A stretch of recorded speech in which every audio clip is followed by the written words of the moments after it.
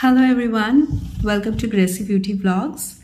আজকে আমি একটা বিষয় নিয়ে কথা বলতে চাই, আর এই বিষয়টা খুবই কমন একটা সাবজেক্ট বা একটা common topic. Salon owners, professionals বা স্যালন প্রফেশনালস, বিউটি প্রফেশনালদের মধ্যে যারা এই প্রফেশনের সাথে যুক্ত, যারা এই ধরনের সার্ভিস প্রোভাইডার, তাদের মধ্যে এই প্রশ্নটা বা তাদের কাছে এই প্রশ্নটা খুবই আসে। সেটা হচ্ছে যে যখন কোনো কাস্টমার্সরা ফেশিয়াল করান সেই সময় বা ফেশিয়াল করার আগে তারা প্রায়শই জিজ্ঞেস করে থাকেন যে আমি যে এই ফেশিয়ালটা করাবো এটার রেজাল্টটা কতদিন থাকবে, এই ফেশিয়ালের এফেক্টটা কতদিন থাকবে। তো এই প্রশ্নটা অ্যাকচুয়ালি একটা লজিক্যাল প্রশ্ন নয়। কেন লজিক্যাল প্রশ্ন নয়? কারণ আমাদের স্কিনে 3টে মেন লেয়ার থাকে। সব থেকে প্রথমে যে লেয়ারটা আছে সেটা হচ্ছে এপিডার্মিস, তার নিচে ডার্মিস, অ্যান্ড তার নিচে হচ্ছে একদম তলায় হচ্ছে হাইপোডার্মিস। তো যারা স্কিন কেয়ার প্রফেশনাল বা যারা বিউটি প্রফেশনাল, বিউটিশিয়ান, তারা মেনলি কাজ করে থাকে বা আমরা কাজ করে থাকি সুপারফিশিয়াল এপিডার্মিসের ওপরে, ঠিক আছে। আর এই যে এপিডার্মিস যে লেয়ারটা, এটার উইথ যদি দেখা যায় এটা একটা ভিজিটিং কার্ডের মতো, ঠিক আছে। মাইক্রোস্কোপের নিচে যদি দেখা যায় তাহলে দেখতে পাবেন যে অনেকগুলো এর মধ্যে লেয়ার্স আছে।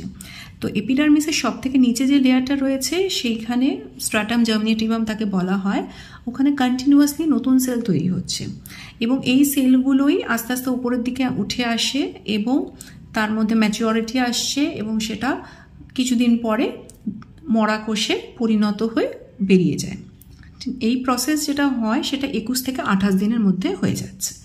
এবার যদি কেউ ফেশিয়াল করি আমরা, ঠিক আছে, তাহলে পরে কি হবে যে আজকে যে স্কিনটা দেখা যাচ্ছে এটা যে 21 থেকে 28 দিন পরে এইরকমই থাকবে, মানে এই লেয়ারটাই যে থাকবে সেটা নয়।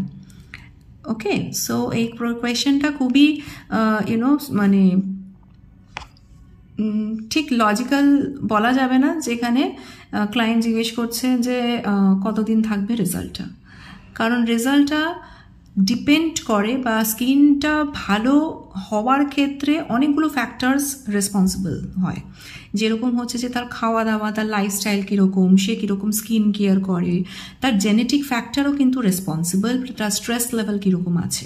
তো এই সমস্ত কিছু ফ্যাক্টরস কিন্তু দেখতে হয়, তাহলে পরে তার স্কিনটা কতটা আর কি এফেক্টিভ মানে হবে ফেশিয়ালটা করার পরে, বা ফেশিয়ালের রেজাল্টটা কতটা এফেক্টিভ হবে সেইটা ডিপেন্ড হচ্ছে এই ধরনের ফ্যাক্টরসের উপরে।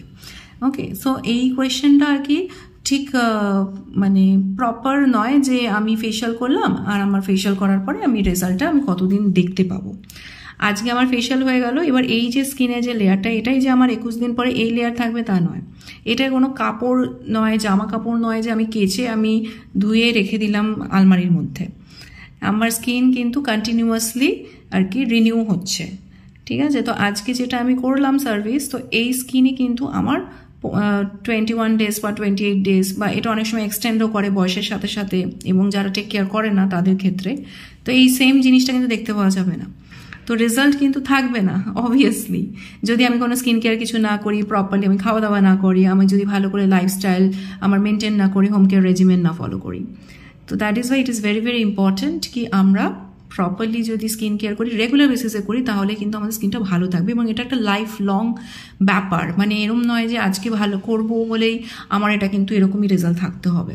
যেটা বললাম আমি যে জামা কাপড়ের মতো কিন্তু এটা নয়, এটা কন্টিনিউয়াসলি কিন্তু রিনিউ হচ্ছে।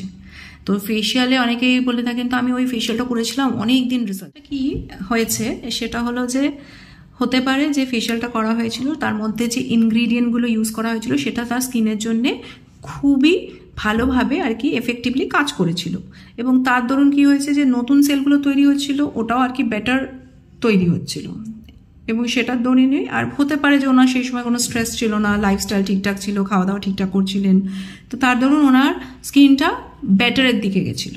কিন্তু তার মানে এই নয় যে আমি একটা সার্ভিস করলাম এবং এই রেজাল্টটাই কিন্তু আমার থাকবে for the next like 30 days, 60 days, 90 days, এবং মানুষ তো মনে করে যে সারা জীবনই হয়তো থাকবে একটা ফেশিয়াল করলে।